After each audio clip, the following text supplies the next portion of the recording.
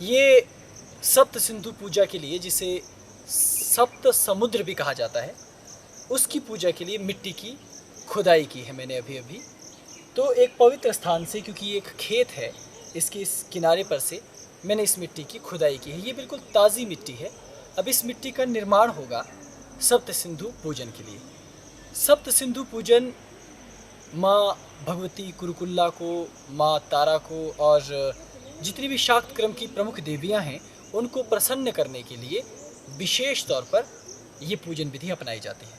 सप्त सिंधु पूजा बेहद गोपनीय पूजा मानी जाती है और इसका विवरण बेहद कम साधकों तक ही ये पहुंचता है और बहुत कम साधक इस पूजन पद्धति को जानते हैं।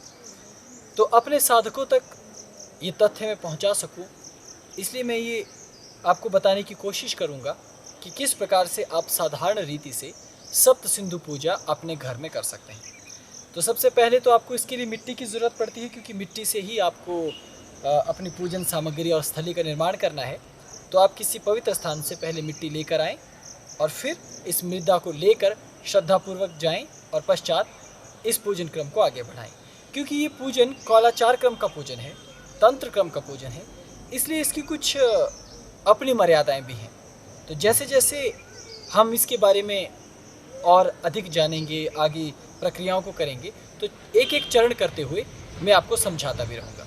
तो अभी इस मिट्टी को लेकर चलते हैं और तैयार करते हैं इस मिट्टी को, ताकि सप्त सिंधु पूजा पूर्ण हो सके।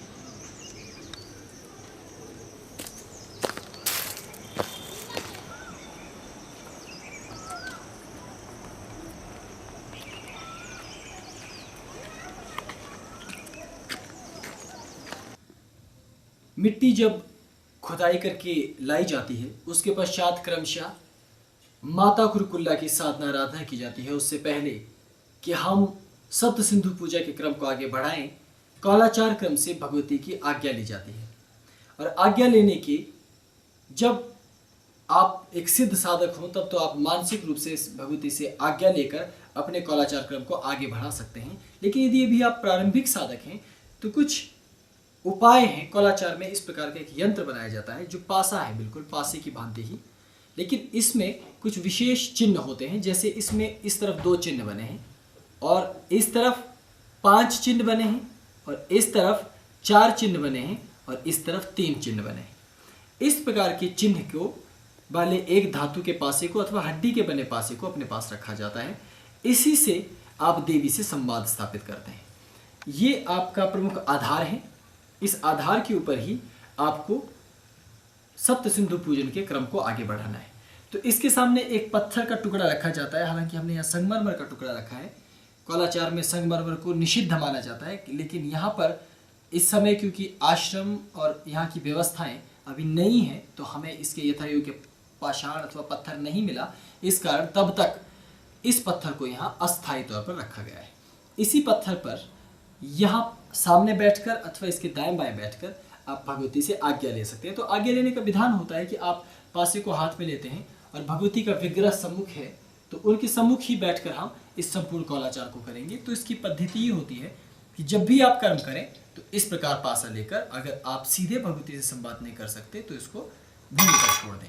तो इस प्रकार से ये एक तरीका है पूछने का। लेकिन इसको कैसे पूछा जाता है, इसकी एक विधि है, अन्यथा आपको उत्तर नहीं मिलेगा। उत्तर मिलने से पहले आपको सर्वप्रथम अपनी भूमि अर्थात जहां प्रश्न है उसका पवित्रीकरण करना होगा। तो आप इस प्रकार जल लीजिए और ओम अपवित्र पवित्रो वा सर्वस्थांगित समृत पुंडरीकाक्षं सब बाह्यभ्यंतर शुचि कुरुकुल्ले दिव्ये इहा गच्छ इह तिष्ठ यह स्थापय तर्पयन्तु तर्पयन्तु तर्पयन्तु बोलते हुए 4-5 बार जल के छींटे उस पर दे दीजिए। और फिर अपनी इस उंगली से, जिसे आप अंगूठी धारण करने वाली उंगली कहते हैं, अनामिका से इस प्रकार इस पासे को पवित्र कीजिए, इस प्रकार। और फिर इसके ऊपर कुछ रक्त वर्ण के अक्षत अर्थात लाल कुमकुम और सिंदूर में रंगे हुए अक्षत वो आपको छोड़ देने चाहिए। अब ये पासा तैयार हो जाता है। अब आप पुनः इस पर जल छिड़केंगे और कहेंगे ऐं ह्रीं क्लीं कुरुकुल्ले दिव्ये नमः। ऐं ह्रीं क्लीं कुरुकुल्ले दिव्ये नमः। इस प्रकार इस पर जल छोड़ देंगे और कहेंगे आम ह्रीम क्रोम, आम ह्रीम क्रोम, आम ह्रीम क्रोम। अब पासे को आप उठाएंगे और फिर भगवती को कहेंगे अपने मुख से कि हे देवी, मैं कौलाचार के क्रम से, इस विधि से इसे पूर्ण करना चाहता हूँ। मैं आपका सप्त सिंधु नामक जो क्रम है आवरण पूजा सहित उसे करना चाहता हूँ, तो क्या मुझे इसकी आज्ञा है, अनुमति है? इस प्रकार कहकर आप आज्ञा लें। हालांकि मुझे इसकी आवश्यकता नहीं है क्योंकि मैंने पूर्व में ली है, लेकिन केवल आपको प्रयोगात्मक तौर पर दिखाने के लिए मैं इसे भूमि पर छोड़ देता हूँ।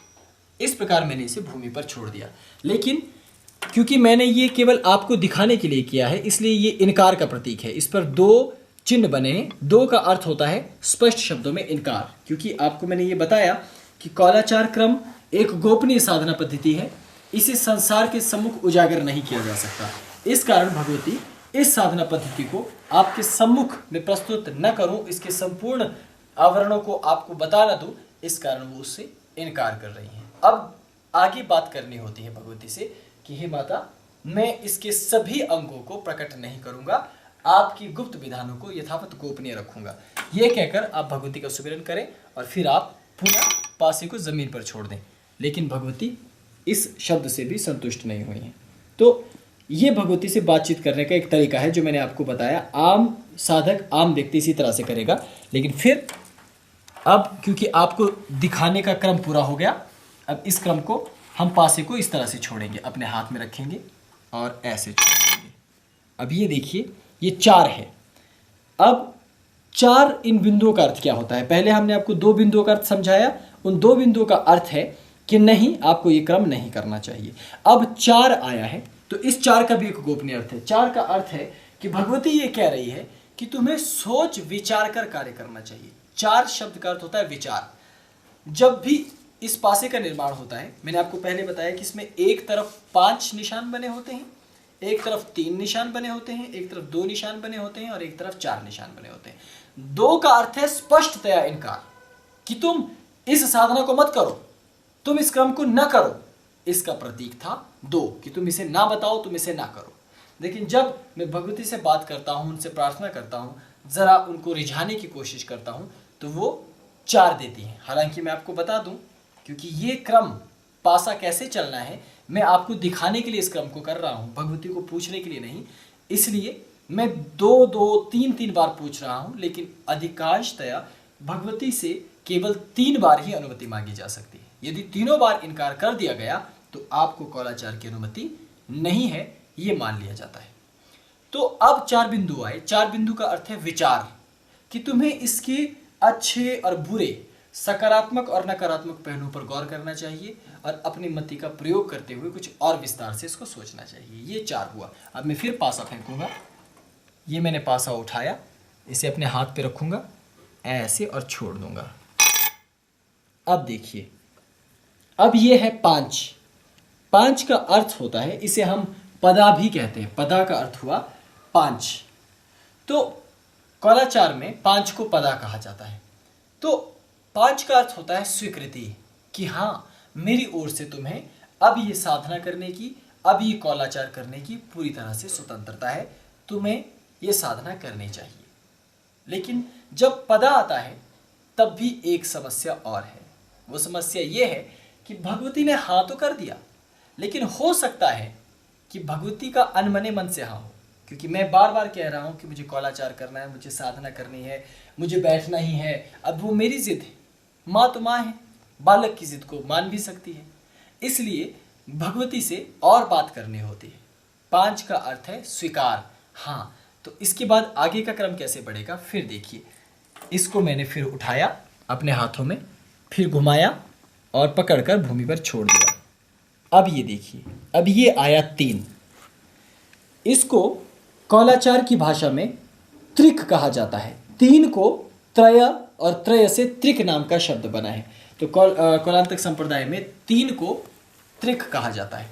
और त्रिक का अर्थ होता है 100% हाँ, अर्थात मैं तुम्हारी रक्षा करने वाली हूं, कुछ भी अहित नहीं होगा, तुम्हारा संपूर्ण कर्म निष्कलंक और पूर्णतया सफल होगा, इसकी स्वीकृति भगवती ने दी है। तो ये पूछने की प्रक्रिया है। यदि आपको भगवती प्रथम 2 देती हैं तो इनकार, और उसके बाद अन्य अन्य, अगर मान लीजिए एक साधारण सा उत्तर में देना चाहता हूँ कि आपने पहली बार पासा भगवती को पूछकर फेंका, तो पहली बार में यदि इनकार आ गया तो आपने कुछ प्रार्थना पूर्वक फिर फेंका और 2 बार में स्वीकृति आ गई, तो क्या किया जाएगा? ऐसी परिस्थिति में भी नकार को ही प्रमुखता दी जाएगी।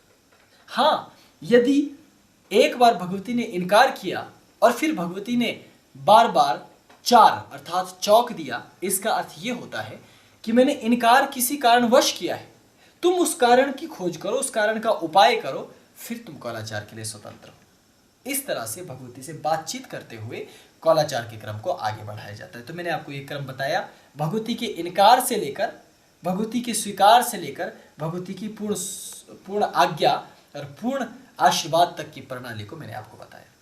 अब जो हम मिट्टी लेकर आए थे खेत से, पवित्र स्थान से खुद खोद कर लेकर आए थे श्रद्धापूर्वक, उसको गूंथ करके हमने यहाँ तैयार कर लिया है।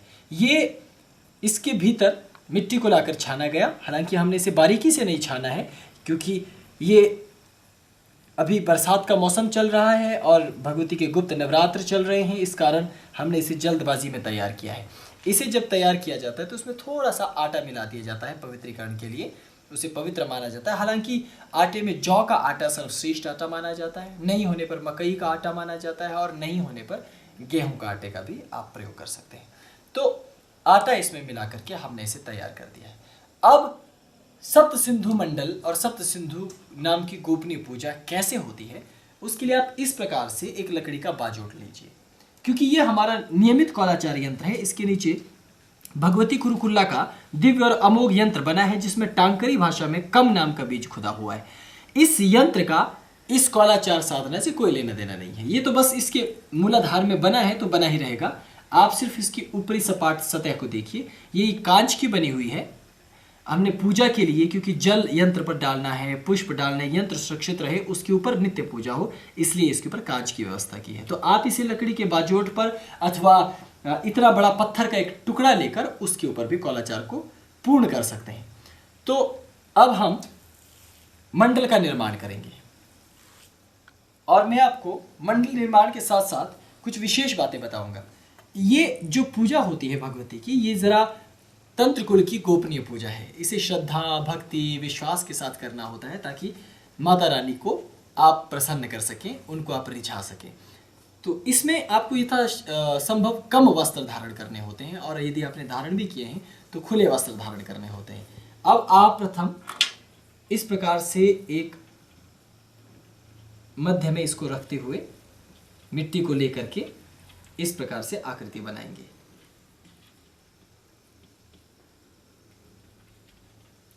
ये यंत्र जब भी बनाते हैं, यंत्र को बनाने के लिए बेहद सावधानी, धीरता और आपको बहुत ही आराम से इस कार्य को करना होता है।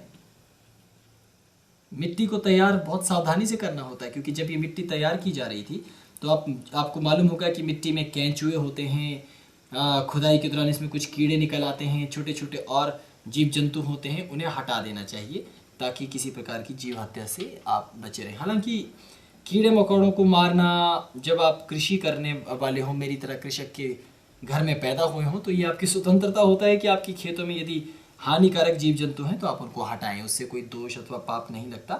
ये मैं आपको स्पष्टतया बता देता हूँ, क्योंकि आपको भी तो जीवित रहने का अधिकार है और उनको भी जीवित रहने का अधिकार है, लेकिन यदि वो आपकी सीमाओं का अतिक्रमण करते हैं तो वो उत्तम बात नहीं होती। ये हमारा कौलाचार का क्रम है, यही हमारी मान्यता है, हमें गुरु ने यही सिखाया है और हम इसी पद्धति पर आगे बढ़ते हैं। तो इसको जब आप बनाएंगे तो अपनी तरफ से पूरी सावधानी आपको रखनी है। सबसे मध्य में एक गोला बनेगा कि कोशिश कीजिए कि इसकी दरारें भी यथासंभव आप कम से कम इस पर दरारें छोड़ें। तो आप आराम आराम से इसके ऊपर हाथ फेरते जाए, दबाते जाए, तो ये धीरे धीरे पूर्ण होने लगेगा। इसमें कोई व्यर्थ का पदार्थ आपके पास नहीं होना चाहिए। हालांकि हिमालयों में हमने अपने गुरु के सानिध्य में रहकर हर दिन हर पल नया सीखा है, आज भी सीख रहे हैं, क्योंकि सीखने की कोई आयु कहाँ होती है, व्यक्ति को प्रतिपल सीखते रहना होता है।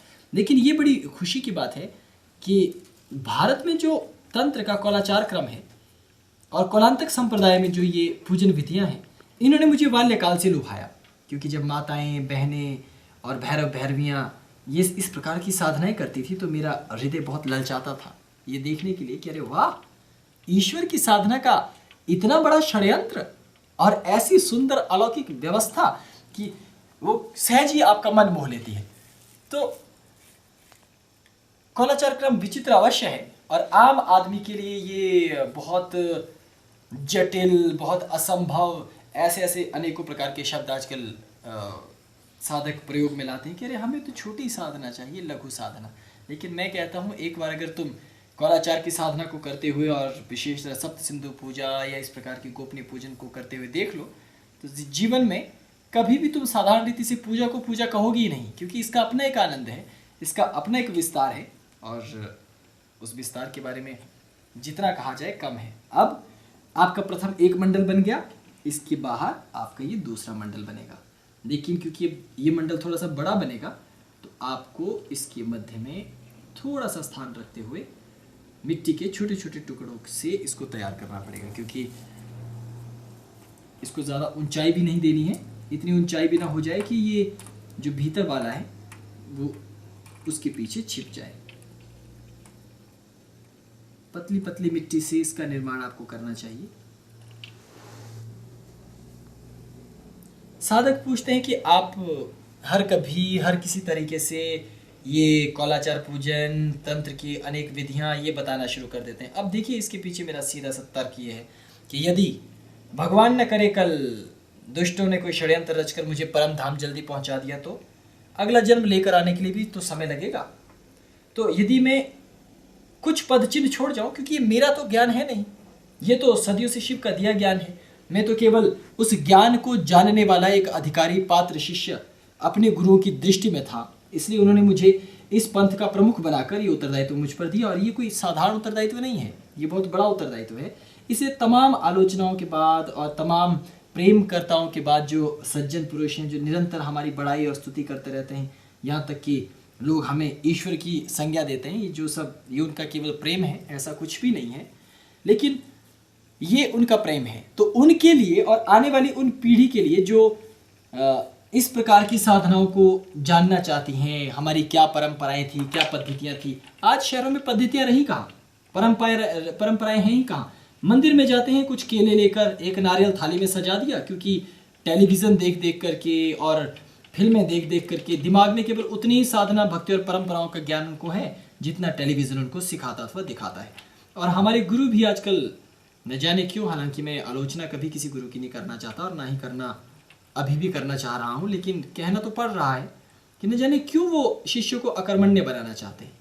वो उन्हें बस पंखों के नीचे ही बैठे रहने देना चाहते हैं, हिमालयों पर नहीं जाने देना चाहते, प्रकृति के मध्य नहीं जाने देना चाहते। और उसके पीछे उनका साधारण सा तर्क होता है कि भगवान कहीं हिमालय पर्वतों में गुम थोड़े ना हो गए। ठीक है, तुम ही ठीक हो, हमारे ऋषि मुनि, हमारे गुरुजन, वो तो सब मूर्ख हैं और हम भी मूर्ख ही हैं, क्योंकि हम अपने घर परिवार से दूर समाज के हित के लिए, संस्कृति की रक्षा के लिए, कौलाचार की रक्षा के लिए हम निरंतर हिमालय में व्यर्थ में विचरण कर रहे हैं। पर आप जब भी यंत्र को बनाएं तो मेरी तरह व्यर्थ के प्रलापों में ना फंसे रहें। आप भगवती के बीज मंत्र का जाप करते रहें, भगवती के कुरुकुल्ला के मंत्र का, ओम ऐं ह्रीं क्रीं कुल्ले कुरुकुल्ले स्वाहा, ऐं ह्रीं क्रीं कुल्ले कुरुकुल्ले स्वाहा। इस प्रकार से बातों ही बातों में मैंने दूसरा मंडल भी यहाँ पर तैयार कर लिया है।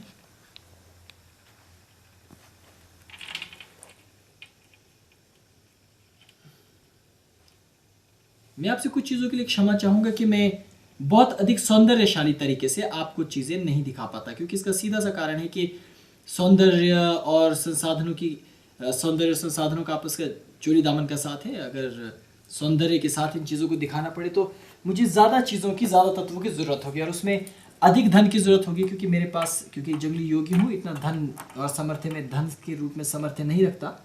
लेकिन जितना भी बन पड़ता है मैं अपनी तरफ से अच्छा प्रयास करता हूँ। अब ये 2 मंडल बन चुके हैं। हो सकता है आपको आड़े तिरछे लगे, मैं इतना महान कारीगर या जादूगर तो नहीं हूँ, लेकिन फिर भी माता रानी के लिए कर रहा हूँ तो अपना तो अच्छा प्रयास करूँगा ही, और आपको ज्ञान देना है, तो इसलिए मैं आपके साथ कोई छल कपट न करते हुए इसे बहुत ही श्रद्धापूर्वक आपको बनाकर दिखाऊंगा।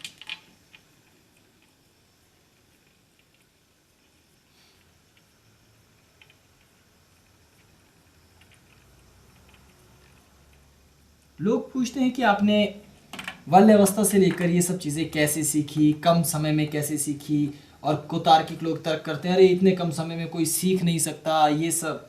लेकिन मैं कहता हूँ अरे भाई, मैंने तो कुछ भी नहीं सीखा। यदि तुम ठान लो तो मनुष्य में इतनी क्षमता है कि तुम इतनी चीज़ें अपने जीवन में सीख सकते हो कि तुमने शायद उसकी कभी कल्पना भी नहीं की होगी। अपनी क्षमताओं को कम नहीं आंकना चाहिए, और देवी की साधना करने वाला तो वैसे भी किसी भी कीमत पर कम नहीं होता।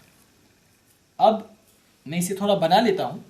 जब ये चक्र पूरे हो जाएंगे और आखिरी चक्र रहेगा तब मैं आपको यहाँ से आगे की जानकारी दूंगा, अन्यथा बहुत लंबा समय आपको मेरे साथ गुजारना पड़ेगा और मैं नहीं चाहता कि आप इतना लंबा समय मेरे साथ बने रहें।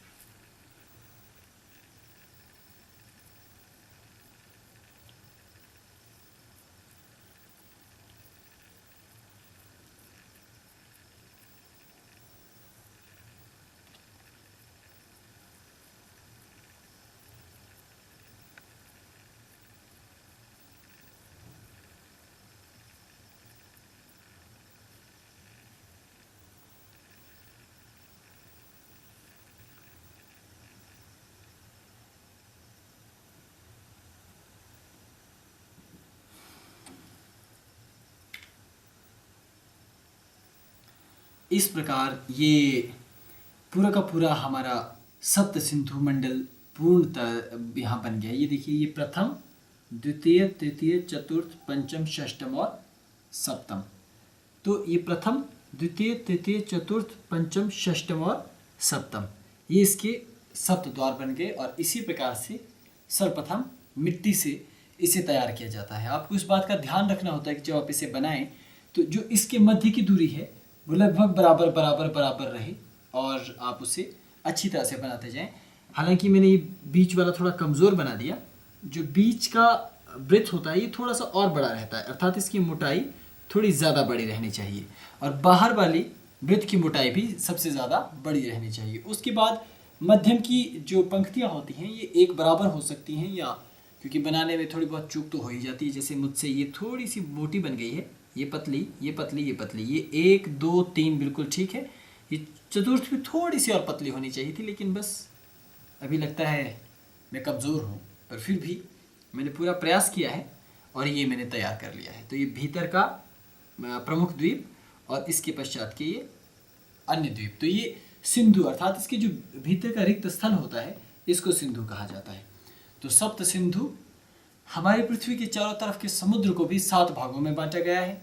हमारे मूलाधार, स्वादिष्ठान, मणिपुर, अनहद, विशुद्ध, आज्ञा, सहस्त्र और कमल दल को भी 7 तत्वों में बांटा गया है।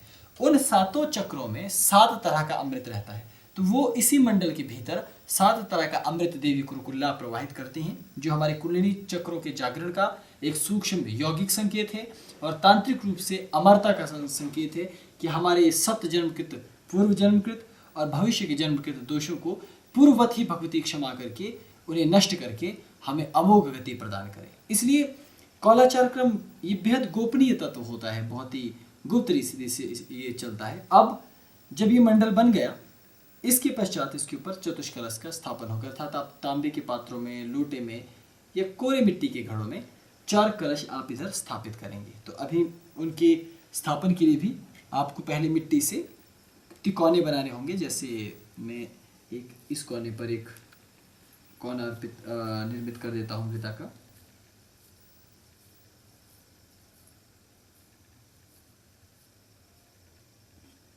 ये इस प्रकार से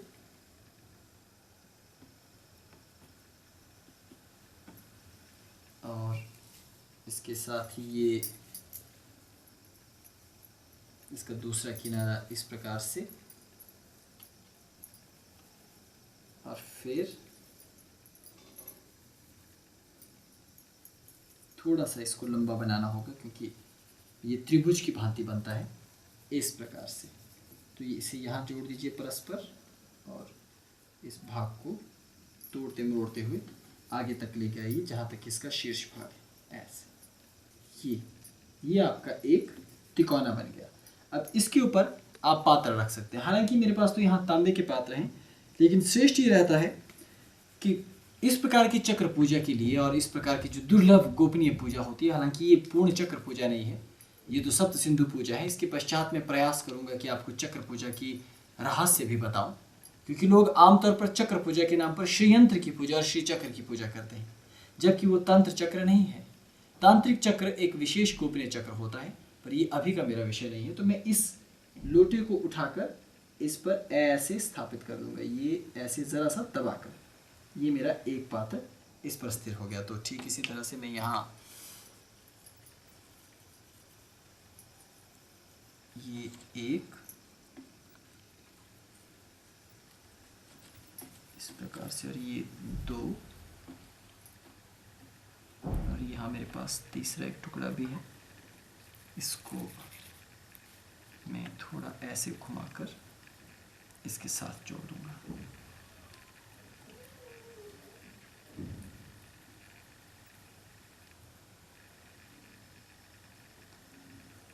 आमतौर पर आपने देखा होगा कि बहुत से लोग कौलाचार पर भाषण, लंबे लंबे प्रवचन देने में देर नहीं करते और हर दिन कोई न कोई उपदेश, कोई न कोई उनका तथाकथित नियम लागू होता रहता है।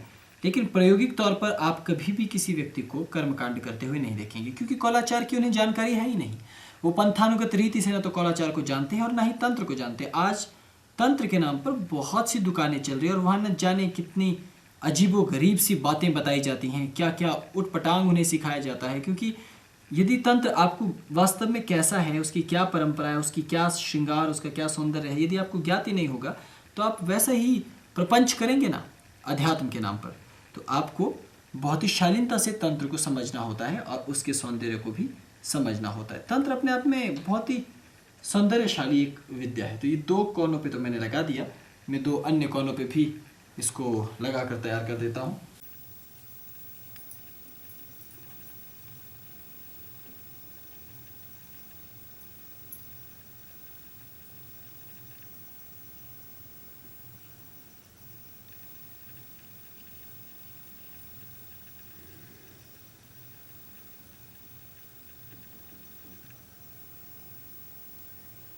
आप कहेंगे कि जो लोग शहरों में जो साधक रहते हैं वो इस कॉलक्रम को कैसे करेंगे, क्योंकि वहाँ आसानी से मिट्टी उपलब्ध नहीं होती। मेरा कहना है यदि आप चाहें तो मिट्टी तो पूरी पृथ्वी पर है, कहीं से भी ला सकते हैं, लेकिन यदि दुर्भाग्यवश ऐसा होता है तो आप इस प्रणाली को आटे के द्वारा भी कर सकते हैं। आटे में आप हल्का सा गाढ़ा रंग मिला लीजिए जो मिट्टी के रंग का दिखाई दे, और उसके ऊपर फिर आप इस प्रकार से इसको बनाएं और स्थापित करें। ये देखिए बहुत ही सुंदरतम तरीके से 3 स्थानों पर लग गया है। अब यहाँ पर मेरे पास एक कॉर्नर है गया है, मैं इसे तैयार करूँगा। यहाँ पर भी मिट्टी लेकर पहले इस प्रकार से मिट्टी इस कोने पे लगाऊंगा। याद रहे कि कौलाचार के लिए और तंत्रयान में जुड़ने के लिए आपका बेहद निपुण, बहुत सारे तत्वों में बेहद निपुण होना आपका ज़रूरी होता है। आप जितनी सूक्ष्मता से चीज़ों को समझने की बुद्धि रखते हैं, उतनी ही सफलता से आप कौलाचार प्रणाली को समझते हैं और आत्मसात करते हैं। बहुत से लोग पूछते हैं कि तंत्रयान भारत में इस प्रकार से अधिक प्रचलित क्यों नहीं हुआ। उसका सीधा सा उत्तर यह है कि हर एक व्यक्ति सभी गुणों को नहीं जानता। अब एक व्यक्ति रसायन को या पारद को जानता होगा, एक व्यक्ति आयुर्वेद को जानता होगा, एक गीत संगीत ललित कला और नृत्य को जानता होगा, एक बाजीगरी को जानता होगा, लेकिन ऐसा बहुत कम होता है कि एक ही व्यक्ति इन सब चीज़ों को जाने। और कौलाचार में ये बहुत अनिवार्य तत्व है कि लगभग तमाम पहलू, तमाम विषय आपको खुद आने चाहिए। और इसी के लिए गुरु के निकट रहकर श्रद्धापूर्वक उनको ध्यान से सुनना, उनसे एक एक चीज़ को ग्रहण करना, ये अनिवार्य होता है। और गुरु का बहुत गहरा महत्व है। हाँ, ये ज़रूर है कि कई बार साधक गुरु को नहीं समझ पाते। उन्हें लगता है कि पता नहीं गुरु क्या बता रहे हैं, ये हमारे हित में होगा या नहीं होगा, क्योंकि मनुष्य भी तो अपने अपने मस्तिष्क से सोचता है। और आजकल गुरु भी कम कपटी नहीं रहे हैं। धर्म के नाम पर आपको न जाने क्या क्या बता देते हैं और क्या क्या आपसे करवाते हैं। आखिर उनके पर्दे के पीछे बहुत सी गोपनीय तत्व, उनके भी अपनी मंशाएं छिपी रहती है। लेकिन आप यदि सच्चे मन से भगवती की साधना आराधना करना चाहते हो तो माँ भगवती ने इसके लिए तमाम इंतज़ाम किए होते हैं। ये इस पर चिपक जाता है बहुत ही सुंदरतम तरीके से। ये मेरे चतुष कलश इस पर स्थापित हो गए हैं। अब मैं इनको कटोरियों से ढकूंगा और उसके ऊपर मैं अखरोट स्थापित कर दूंगा ताकि इसके भीतर का जल जो है वो दूषित ना हो जाए।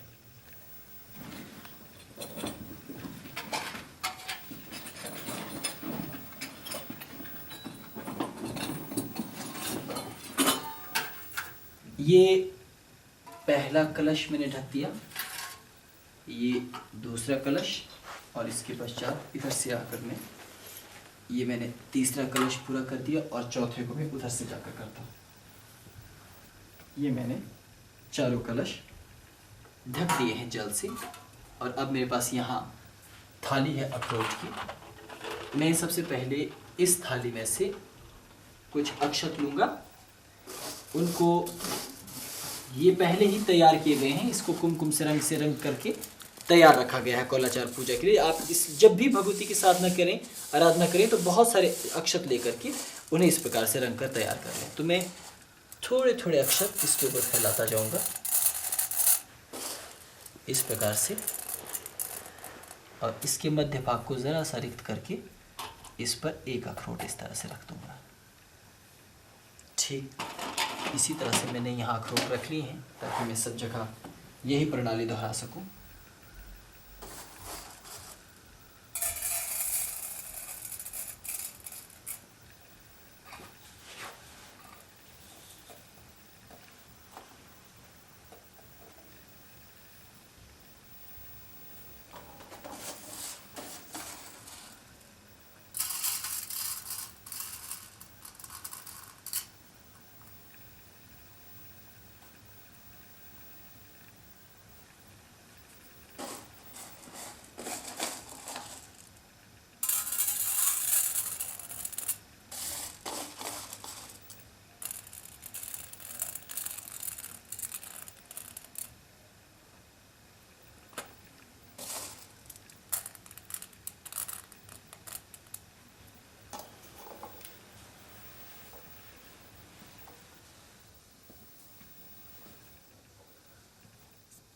अब जबकि हमारा मुख्य रूप से मंडल तैयार हुआ है, अब इस मंडल को सजाने का कार्य सबसे ज़्यादा दुरूह, कठिन और जटिल होता है। इसीलिए कौलाचार पूजा में बड़ा धैर्य और बड़े ही धैर्यपूर्वक, श्रद्धापूर्वक इस कार्य को पूर्ण करना होता है। जितना भी आपके पास ये खाली स्थान यहाँ नज़र आ रहा है, इसको आपको पहले बीच वाले को, केवल बीच वाले को इन अक्षतों से भर देना है। और मैंने कहा केवल बीच वाले को, अर्थात मध्य बिंदु क्रम को आपने प्रथम जो चक्र होगा उसे आपने इस प्रकार से भर देना है। ये भीतर का बिंदु रक्त वर्ण रहेगा और इसके पश्चात जो बाहर का पूरा ये क्षेत्र जो आपको रिक्त नजर आ रहा है, इस पर इसी प्रकार घने अक्षत मैं बिछाऊंगा। ये तो आपको दिखाने के लिए अभी मैं कुछ एक अक्षत बिछा रहा हूँ, लेकिन मैं इसे पूरा करूँगा बहुत ही सुंदरतम तरीके से।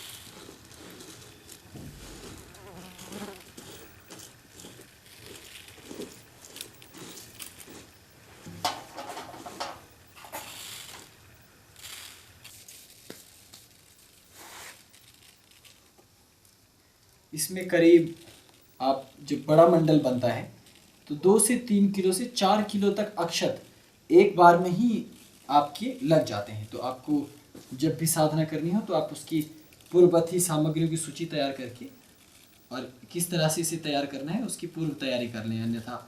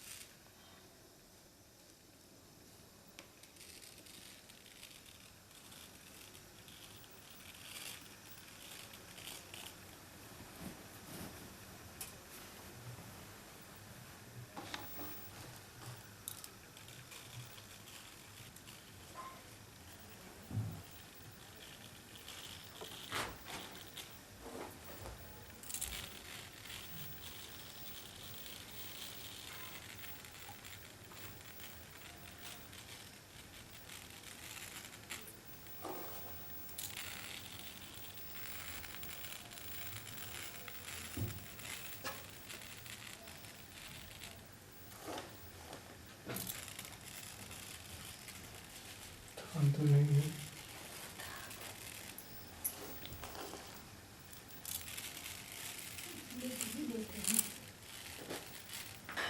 इसके पश्चात जब आप इस प्रकार से अक्षतों से इसके बाह्य मंडल को तैयार कर लें, फिर आपको कुछ श्वेत अक्षत लेने हैं जिन पर आपने रंग नहीं किया हुआ है। अब ये आपका पूरा का पूरा रक्तमय है, ये भीतर भी रक्तमय है, किंतु अब ये जितना भी क्षेत्र है इसे आप श्वेत अक्षतों से भर कर तैयार करेंगे। हालांकि क्योंकि मैंने अक्षतों के मध्य में अभी खाली जगह रखी है, सिर्फ इसे एक तरह से लघु सज्जा देने के लिए, लेकिन आप इसे पूर्ण श्रृंगार पूर्वक विधि पूर्वक अच्छे अक्षत लेकर अच्छी रीति से पूरी तरह से इसे तैयार कर सकते हैं, ताकि इसके मध्य में एक भी रिक्त स्थान ना रहे।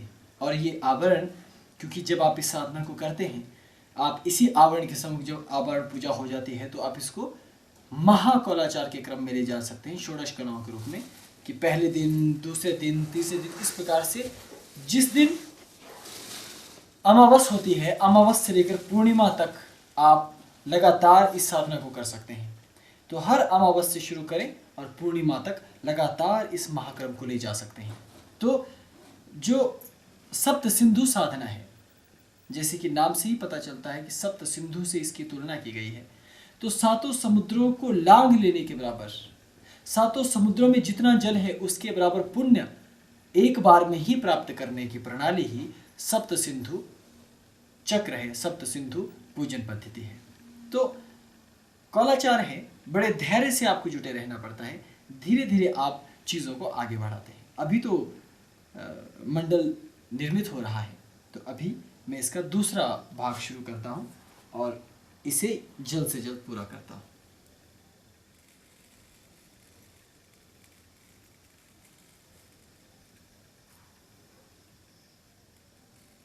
अभी रात्रि का पहर चल रहा है और मैं रात्रि में ही इस कार्य को कर रहा हूँ, क्योंकि ये कौलाचार का क्रम अधिकांशतया रात्रि को ही संपन्न करने वाली प्रणाली होती है, जब चारों तरफ शांति होती है, ज़्यादा कोलाहल नहीं होता। हालांकि अब आधुनिक वातावरण आ गया है तो कोलाहल हर जगह पे होता है, लेकिन फिर भी रात्रि का पक्ष एक ऐसा पक्ष है कि जब सब निद्रा देवी की गोद में शयन करना चाहते हैं और उस समय जब बाकी सब लोग सो रहे होते हैं तो साधक उस समय जाग रहा होता है।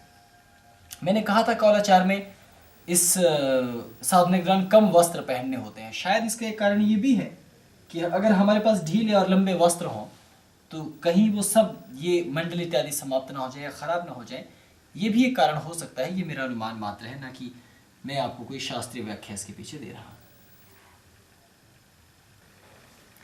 आपको इस तथ्य का ज्ञान तो होगा ही कि अक्षत को मादा अन्न माना जाता है।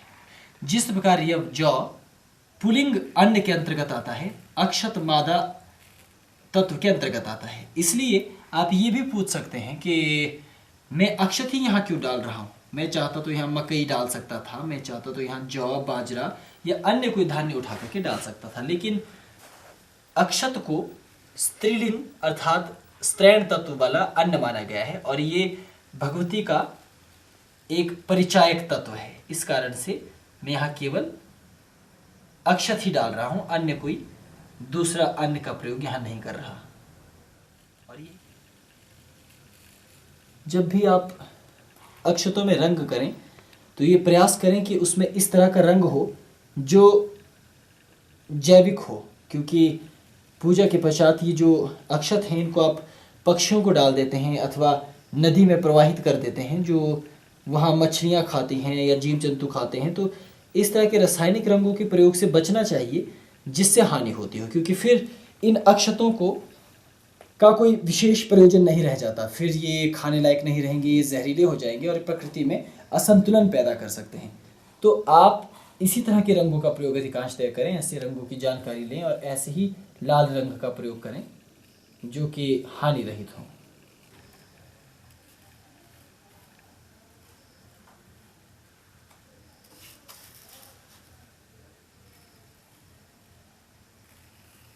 इस प्रकार से मैंने लगभग ये मंडल का कार्य लगभग पूर्ण कर दिया है। अब आप ये देखिए कि सप्त सिंधु पूजा का जो सप्त सिंधु चक्र है ये बनकर तैयार हो गया। इसे सप्त सिंधु मंडल भी कहते हैं, सप्त सिंधु चक्र भी कहा जाता है। ये अब तैयार है, लेकिन इसमें कुछ कमियां हैं। जैसे अभी आप देखेंगे कि इसके इन किनारों पर अक्षत चिपके हुए हैं। मुझे थोड़ी सी देर इंतज़ार करने के पश्चात इनको अब वापस गिराना होगा नीचे, ताकि मंडल के ऊपर अक्षत न रहे। दाएं बाएं अक्षत यदि रहते हैं तो कोई बात नहीं, लेकिन जो इसका ऊपर वाला बेत है उस पर आमतौर पर अधिकांश अक्षत नहीं होने चाहिए। तो आप उनको धीरे धीरे सावधानी पूर्वक हटा लें वहाँ से, क्योंकि ये काम थोड़ा महीन है तो इसमें थोड़ा वक्त लगता है। समय के साथ साथ धैर्यपूर्वक और श्रद्धापूर्वक माता का नाम लेते हुए, ध्यान करते हुए देवी कुरुकुल्ला का आप मंडल के ऊपर से तमाम विसंगतियों को, अशुद्धियों को दूर करने का प्रयास करें। मैं यहाँ प्रमुख स्थान पर स्थापित करूँगा। जब भी आप मंडल बनाते हैं वहाँ आप इस प्रकार से शिवलिंग को स्थापित कर दें अपने सम्मुख, क्योंकि ये सारा कौलाचार देवी और महादेव के सम्मुख होना है। तो शिव पूजा करने के पश्चात, गुरु मंत्र का जाप करने के पश्चात आप अपने गुरु का चित्र स्थान पर रख सकते हैं, उनका विग्रह रख सकते हैं, उनका कोई सामग्री, कोई सामान अथवा उनसे संबंधित कोई तत्व वहाँ स्थापित किया जा सकता है। इस प्रकार से सप्त सिंधु चक्र का निर्माण होता है, सप्त सिंधु मंडल का निर्माण होता है। अब इसके 3 आवरण क्रम हैं, प्रथमावरणम, द्वितीयावरणम, तृतीयावरणम। क्योंकि 3 गुणों से सृष्टि चलती है और त्रिदेव इस सृष्टि को आगे बढ़ाते हैं और भगवती भी त्रिगुणमयी और त्रिगुणातीता, त्रिगुणों के भीतर विद्यमान रहने वाली शक्ति है। इसलिए 3 आवरणों में देवी के विविध स्वरूपों का आवाहन, पूजन इस मंडल के भीतर किया जाता है। इस मंडल का पूजन भी प्रथम दिन, द्वितीय दिन और तृतीय दिन क्रमशः इस प्रकार से कम 3 दिन तक ये पूजन होता है। इसीलिए मंडल आप एक बार बना देते हैं तो आपको निश्चित करना है कि इसे ढकने के लिए ऊपर शीर्ष स्थान में कोई स्थान चुनकर वहाँ से नीचे चारों दिशाओं में वस्त्र लेकर इसे ढक दें। तो हम आगे आपको बताएंगे कि वस्त्र किस प्रकार से ढका जा सकता है, लेकिन मैं आपको दिखाता हूँ कि वस्त्र किस तरह का आप चुनेंगे। जिस प्रकार से ये एक छोटा सा वस्त्र मेरे पास यहाँ है, ये आप देखेंगे, ये एक जालीदार वस्त्र है।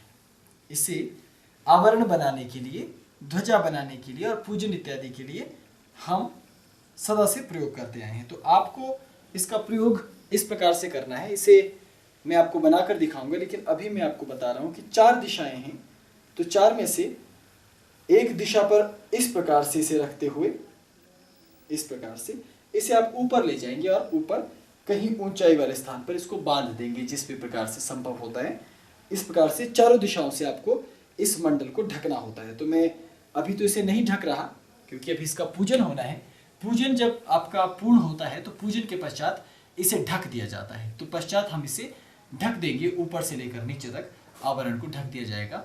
और यदि आपके पास ऊपर से नीचे को टांगने के लिए कोई व्यवस्था नहीं है, आप इतनी ऊंचाई से इसे शंकु के आकृति में नहीं बांध सकते, तो भी आपको चाहिए कि आप इन पूरे यंत्र मंडलों के ऊपर ये जो कलश बने हुए हैं इसके ऊपर से इसको फैला करके जब आपका पूजन संपन्न हो जाता है कौलाचार, तो इसे नग्न ना रखें, इस पर कीट पतंगे ना मंडराते रहें, उड़ते रहें।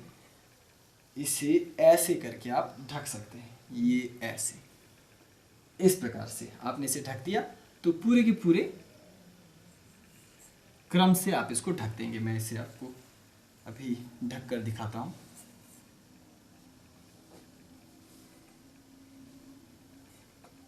ये इस प्रकार से,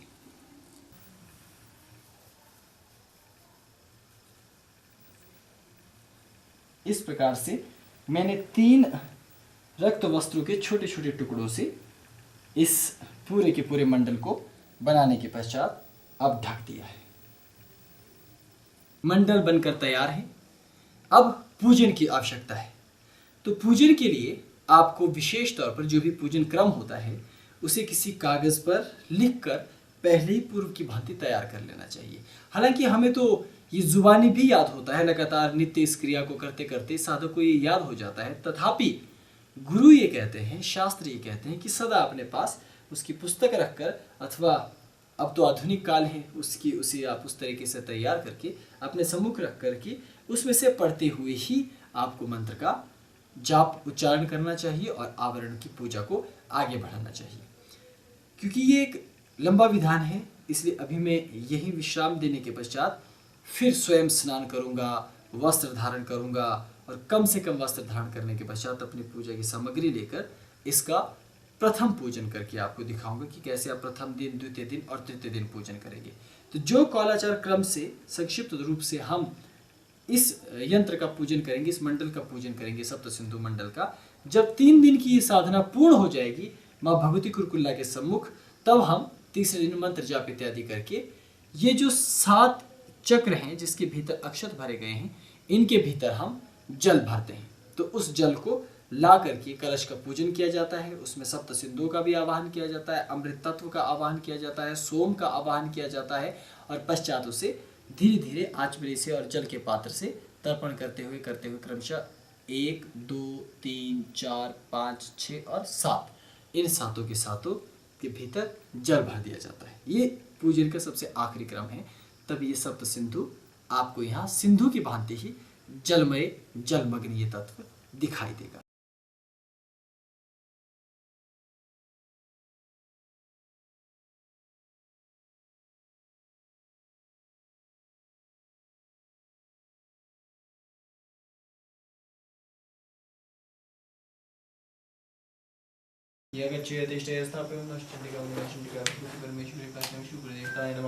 ओम महाभैरवाय नमः, सप्तभैरवाय नमः, षोडशयोगिभ्यो नमस्तुते, नमस्तुते षष्ठी योगिनिभ्यो नमस्तुते, षोडश मातृकाभ्यो नमस्तुते। ओम सप्तवसुंधराय यगच्चेतिष्ठे स्थापयामि नमः चंडिकां नमः चंडिकां समस्तगुरुमंडल इत्यादि। ओम ह्रीं ह्रीं ग्लौं ओम नमो भगवती धनुर्धरी जलोपरि भूमि परि अग्नि परि वायु परि स्थिते लं वं रं यं हं ॐ ऐं ह्रीं क्लीं गुरुकुल्ले जलमण्डलमध्ये स्थापयामि पूजयामि तर्पयामि। ॐ क्रीं ह्रीं ग्लौं ॐ नमो भगवती नीलग्रीवा जलोपरि भूमि परि अग्नि परि वायु परिस्थिते लं वं रं यं हं ॐ ऐं ह्रीं क्लीं गुरुगुल्ले जलमण्डलमध्ये स्थापयामि पूजयामि तर्पयामि। ॐ ह्रीं ह्रीं ग्लौं हुं नमो भगवती नलगुवरी जलोवरी भूमिवरी अग्निवरी वायु परिस्थिते लं वं रं यं हं ॐ ऐं ह्रीं क्लीं गुरुगुल्ले जलमण्डलमध्ये स्थापयामि पूजयामि तर्पयामि। ॐ ह्रीं ह्रीं ग्लौं हुं नमो भगवती खड्गिनी जलोपरि भूमिपरि अग्निपरि वायु परिस्थिते लं वं रं यं हं ॐ ऐं ह्रीं क्लीं गुरुगुल्ले जलमण्डलमध्ये स्थापयामि पूजयामि तर्पयामि। ॐ ह्रीं ह्रीं ग्लौं हुं नमो भगवती वज्रधारिणी जलोपरि भूमिपरि अग्निपरि वायु परिस्थिते लं वं रं यं हं ॐ ऐं ह्रीं क्लीं गुरुगुल्ले जलमण्डलमध्ये स्थापयामि पूजयामि तर्पयामि। ॐ ह्रीं ह्रीं ग्लौं हुं नमो भगवती नलिनी जलोपरि भूमिपरि अग्निपरि वायु परिस्थिते लं वं रं यं हं ॐ ऐं ह्रीं क्लीं गुरुगुल्ले जलमण्डलमध्ये स्थापयामि पूजयामि तर्पयामि।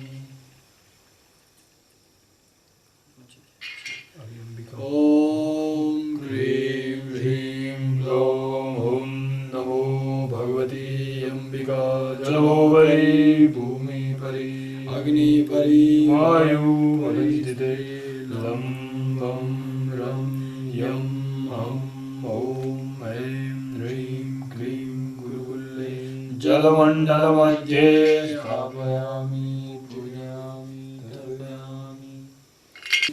सप्तसिन्धु शक्ति महामहत्त्वकारिणी श्री भगवती गुरुकुल्ला प्रथमा वर्णं पूजनं क्रम सम्पूर्णम् इति त्वां चरणार्पणमस्तु।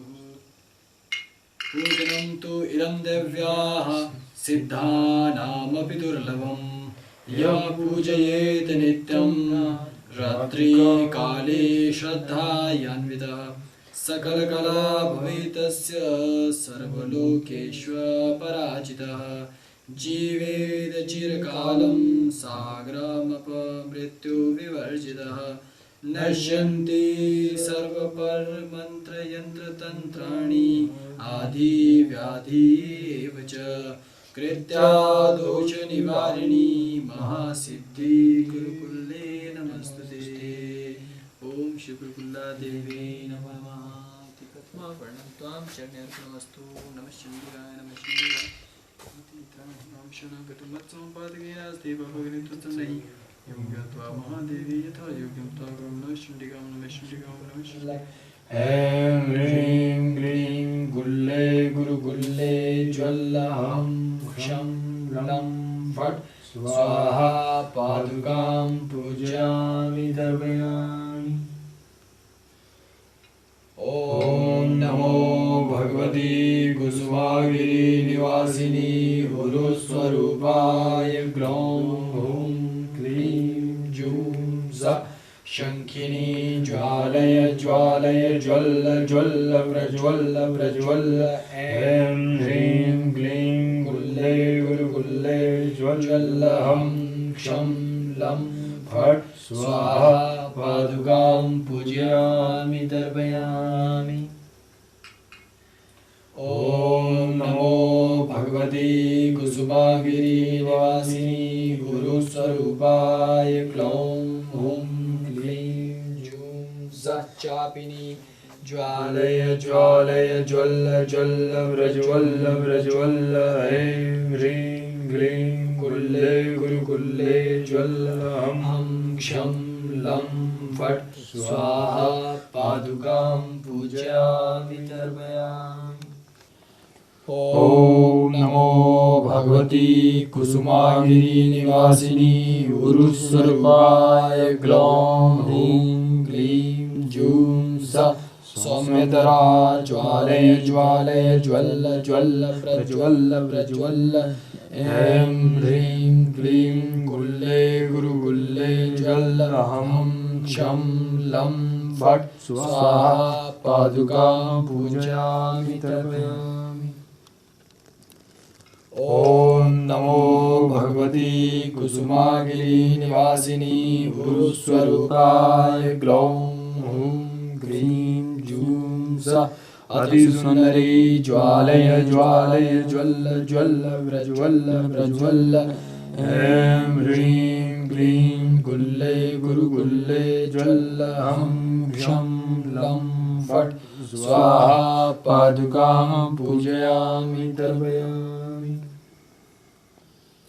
ॐ नमो भगवती कुसुमागिरी निवासिनी गुरुस्वरूपाय ग्लौं हूं क्लीं जूं परा ज्वालय ज्वालय ज्वल्ल ज्वल्ल प्रज्वल्ल प्रज्वल्ल ऐं ह्रीं क्लीं कुल्ले गुरुकुल्ले ज्वल्ल हम क्षं लं फट् स्वाहा पादुकां पूजयामि तर्पयामि।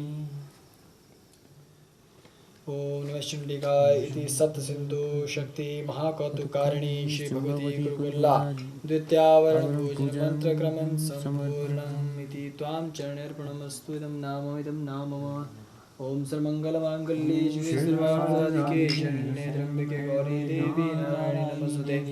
रोगान् शेषानपांसि दुष्टारुष्टातुकामान् सकलानिष्टान् त्वमाश्रितानां नभन्नानां सर्वाबाधापशमनं त्रिलोक्यासेकलेश्वरी येमेव त्वया कार्यस्मद्वैरिविनाशनं रूपं देहि जयं देहि यशो देहि दशो जयि मत्समं पातकी नास्ति पापाग्नितस्मै एवं ज्ञात्वा महादेवी तथा योग्यं तथा गुरु। नमः शिवाय नमः शिवाय नमः शिवाय। ओम पूर्णमदा पूर्णमिदं पूर्णात् पूर्णमुदच्यते पूर्णस्य पूर्णमादाय पूर्णमेवावशिष्यते। ओम नमः शिवाय नमः शिवाय नमः शिवाय। सांब सदाशिवाय नमो नमः। ओम क्रीं ह्रीं हुं सः भगवती अदृश्या भ्रां ह्रीं भ्रूं जागरय पां पीं पूं पूर्णय खां खीं खूं सिद्ध सां सीं सूं कुरुकुल्ले आह्वयामि पूजयामि तर्पयामि। ॐ क्रीं ह्रीं हुं सः भगवती जपा भ्रां ह्रीं भ्रूं जागरय पां पीं पूं पूर्णय खां खीं खूं सिद्ध सां सीं सूं आह्वयामि पूजयामि तर्पयामि।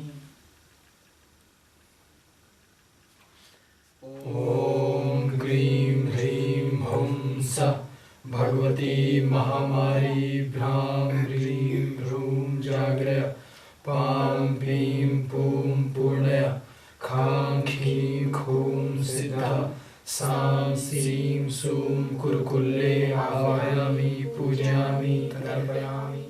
ॐ क्रीं ह्रीं हुं सः भगवती एकवीरा भ्रां ह्रीं भ्रूं जागरय पां पीं पूं पूर्णय खां खीं खूं सिद्ध सां सीं सूं गुरुकुल्ले आह्वयामि पूजयामि तर्पयामि।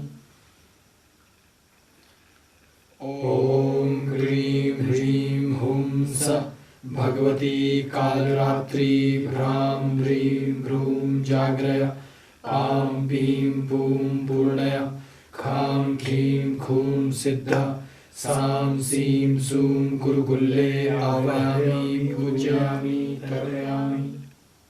ॐ क्रीं ह्रीं हुं सः भगवती पुस्तकधारिणी भ्रां ह्रीं भ्रूं जागरय पां ह्रीं पूं पूर्णय खां खीं खूं सिद्धा सां सीं सूं गुरुकुल्ले आवायामि पूजयामि तर्पयामि। ॐ क्रीं ह्रीं हुं सः भगवती महाविद्या भ्रां ह्रीं भ्रूं जागरय पां ह्रीं पूं पूर्णय खां खीं खूं सिद्धा सां सीं सूं गुरुकुल्ले आवाहयामि पूजयामि तर्पयामि।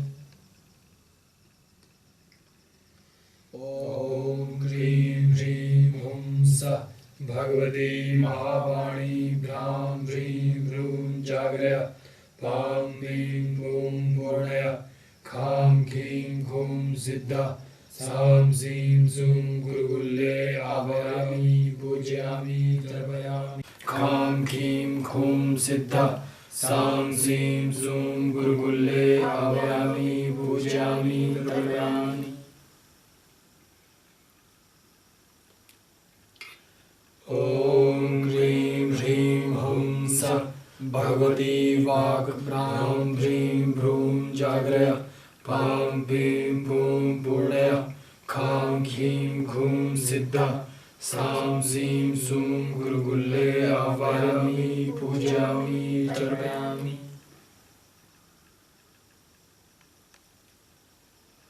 ॐ क्रीं ह्रीं हुं सः भगवती सरस्वती भ्रां ह्रीं भ्रूं जागरय पां ह्रीं पूं पूर्णय खां खीं खूं सिद्धा सां सीं सूं गुरुकुल्ले आवाहयामि पूजयामि तर्पयामि।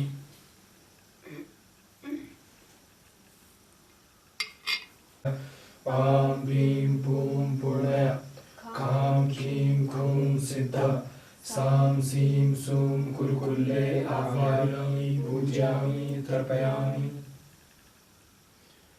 ॐ क्रीं ह्रीं हुं सः भगवती हिरण्यगर्भा भ्रां ह्रीं भ्रूं जागरय पां ह्रीं पूं पूर्णय खां खीं खूं सिद्धा सां सीं सूं गुरुकुल्ले आवाहयामि पूजयामि तर्पयामि।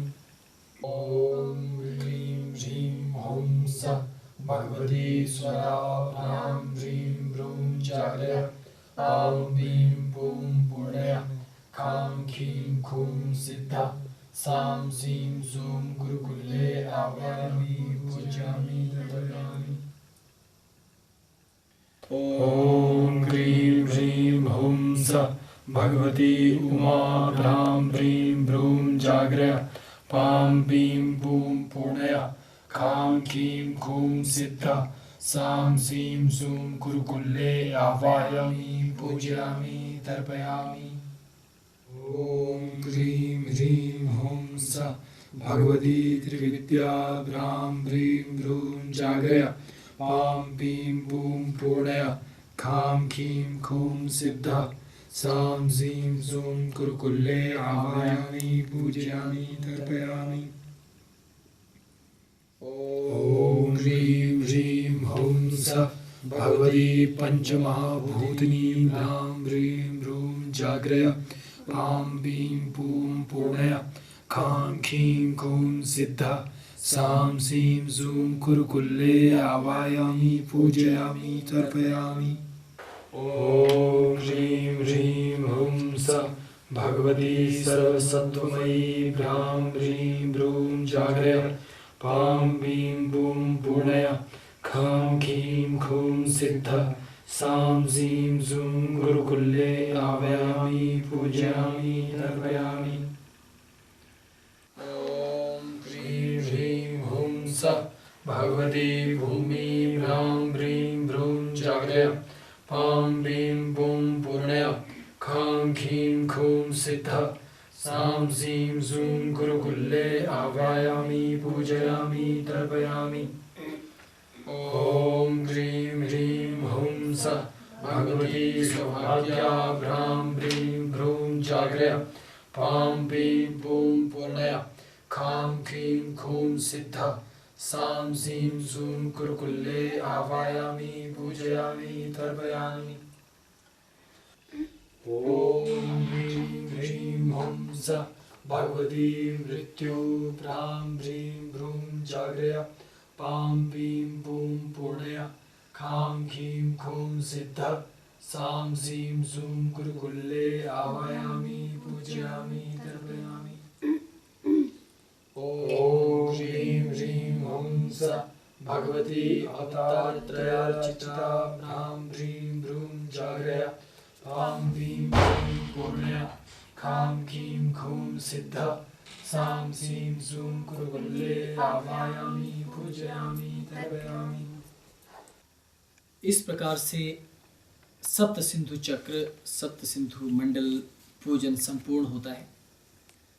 हमने सबसे पहले इस यंत्र मंडल का निर्माण किया, इसमें माँ कुरुकुल्ला को प्रसन्न करने के लिए उनका आवाहन किया और स्थापन किया। तत्पश्चात जब पूरा ये मंडल बनकर तैयार हो गया, फिर इसकी पूजा पाठ और साधना आराधना की।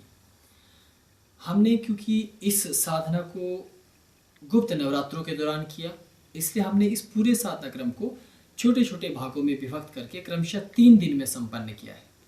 3 दिन तक ये सब क्रम यहाँ चलता रहा। 1 दिन इसके निर्माण का लगा और 3 दिन हमें एक एक कर क्रमशः प्रथम आवरण, द्वितीय आवरण और तृतीय आवरण में लग गया।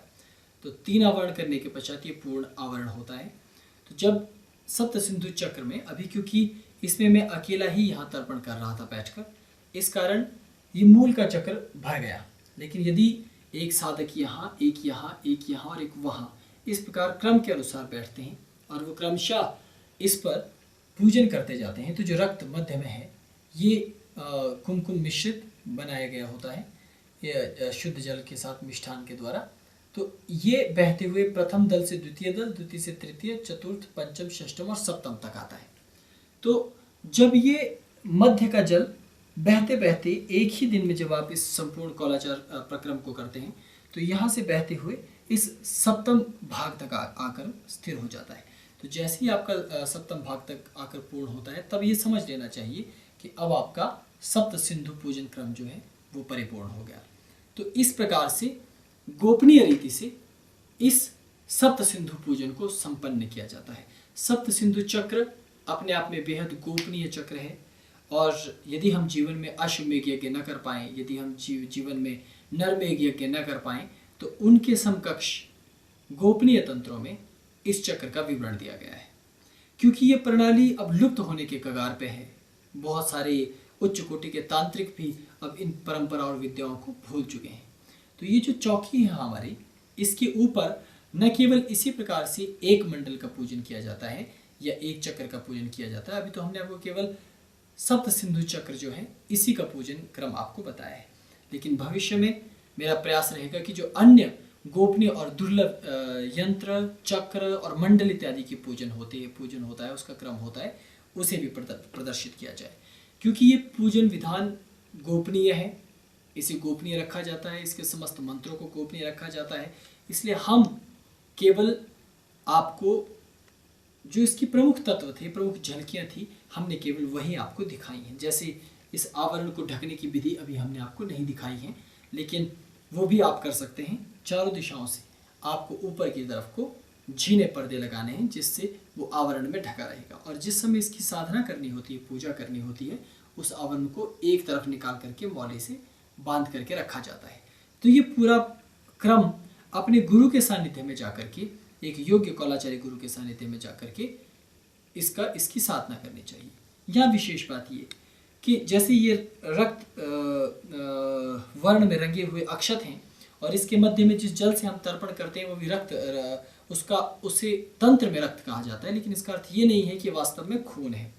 रक्त का तात्पर्य है जब आप शुद्ध जल में शहद मिलाते हैं, कपूर मिलाते हैं, केसर मिलाते हैं और उसमें सिंदूर को मिला देते हैं, तो उससे ये खून की तरह इसका रंग बन जाता है। उसके पश्चात इससे आप क्रमशः जितना भी कौलाचार प्रक्रिया है उसे इसी प्रकार से जल बनाकर यानी रक्त बनाकर ही तर्पण किया जाता है। लेकिन इसे तंत्र में रक्त कहा जाता है, लेकिन गोपनीय ये तत्व होते हैं, और कई मूर्ख ऐसे भी इस दुनिया में हैं जो जीव जंतुओं को काटकर उनकी बलि देकर इस प्रकार रक्त के माध्यम से इसको वास्तविक रक्त के माध्यम से इसे संपन्न करने की कोशिश करते हैं, वो निषिद्ध है, निंदनीय है, वर्जित है। क्योंकि वास्तविक कौलाचार की पीठ कौलांतक संप्रदाय की पीठ है और परंपरानुगत हमने गुरुओं से ये ज्ञान लिया है और हमने स्वयं इस प्रकार से साधना को सिद्ध किया है और देखा है। इसलिए अनुभूत प्रयोग है और गुरु प्रदत्त प्रयोग है, परंपरानुगत प्रयोग है, हम उसे उसी प्रकार से संपन्न करते हैं और आपको करके दिखाया। क्योंकि ये एक सार्वजनिक माध्यम है, इसलिए हम सभी तत्व, सभी बातें आपको न तो इसमें दिखा रहे हैं और ना ही वो सभी गोपनीय मंत्रों को प्रस्तुत कर रहे हैं, लेकिन फिर भी आप तक जानकारी पहुंच सके, इसलिए हमने अपनी साधना की कुछ कड़ियों को आपके सम्मुख प्रस्तुत किया है। तो ये सप्त सिंधु चक्र का पूजन इस प्रकार से संपन्न होता है। जब राष्ट्र पर संकट हो, जब आपके आसपास बहुत ज़्यादा आताताई हो जाए, जब हर ओर से निराशा ही निराशा हो, जब धर्म का पतन होने लगे, जब आपके जीवन में संकट आने लगे, अर्थात जब किसी भी तरह की घनघोर आपदा या विपत्ति से आप घिर जाएं, तब भगवती के सम्मुख बैठकर इसी प्रकार से यदि आप सप्त सिंधु चक्र का पूजन और साधना करते हैं तो भगवती आपकी रक्षा करती हैं, सभी विघ्न बाधाओं से आपको दूर रखती हैं। तो जो व्यक्ति अपने जीवन में नित्य इस प्रकार से कभी भी यदि आपने अपने गुरु के सानिध्य में इस प्रकार बैठ करके सप्त सिंधु पूजन किया है तो आपके ऊपर किसी भी प्रकार का तंत्र मंत्र इत्यादि नहीं लगता। जिस प्रकार ये 7 चक्र बने हुए हैं, इसी प्रकार 7 बंधन आपकी सदैव रक्षा करते हैं। वज्र के प्रहार से बचने का एक ही उपाय है और वो है सप्त सिंधु चक्र का पूजन। सप्त सिंधु चक्र का पूजन करने वाला उच्च कोटि का तांत्रिक माना जाता है और सप्त सिंधु का चक्र का पूजन करने वाला और इस प्रणाली को आवरण सहित करने वाले व्यक्ति के अंदर समस्त महाविद्याओं का निवास होता है, ऐसा शास्त्र का कथन होता है। तो जिसने सप्त सिंधु चक्र के मध्य मंडल में अपना बिंदु चक्र का पूजन पूर्ण कर लिया, उसे माँ कालिका और माँ श्री विद्या, इन दोनों के अंतर्गत आने वाली समस्त विद्याओं का ज्ञान प्राप्त होता है और वो तंत्र में सिद्धहस्त होकर श्रेष्ठ आचार्य होते हुए, श्रेष्ठ योगी होते हुए, श्रेष्ठ परमहंस तपस्वी होते हुए परम गति को प्राप्त करता है।